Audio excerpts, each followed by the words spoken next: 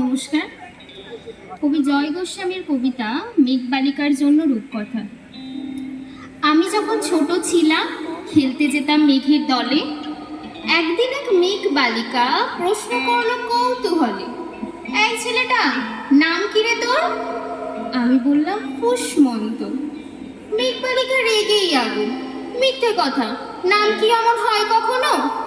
আমি বললাম নিশ্চয়ই হয়, আগে আমার গল্প শোনো।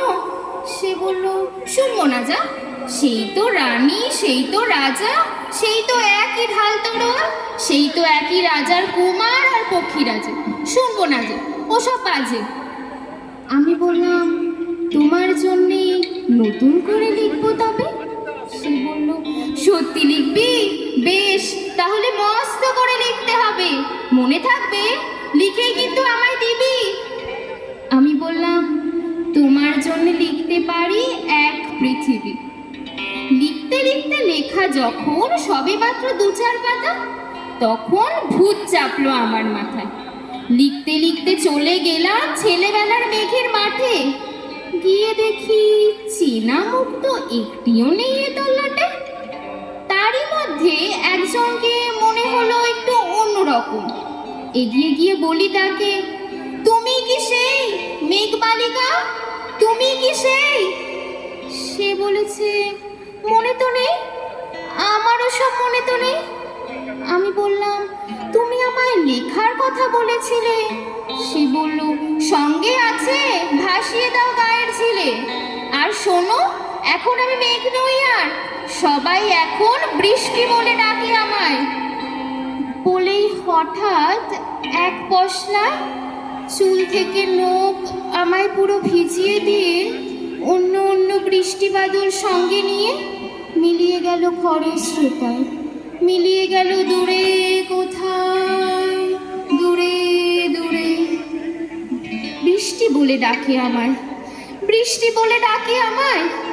আপন মনে বলতে বলতে আমি সখীবল বসে রইলাম, ভিজে একসা কাপড় জামায় গাছের তলায় বসে রইলাম। বৃষ্টি নাকি মেঘের জন্য?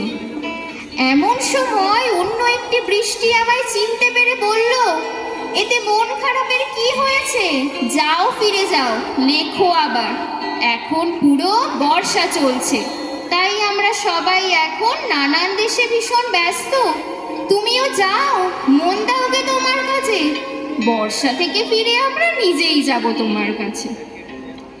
এক পৃথিবী লিখবো আমি, এক পৃথিবী লিখবো বলে ঘর ছেড়ে সেই বেরিয়ে গেলাম। ঘর ছেড়ে সেই ঘর বাঁধলাম গহন বনে। সঙ্গী শুধু কাগজ কলম, একাই থাকবো, একাই দুটো ফুটিয়ে খাবো। 2-1 মুঠো ধুলো বালি যখন যারা আসবে মনে, তাদের লিখবো, লিখেই যাব। এক পৃথিবীর 100 রকম স্বপ্ন দেখার সাধ্য থাকবে যে রূপকথার, সেই রূপকথা আমার একার।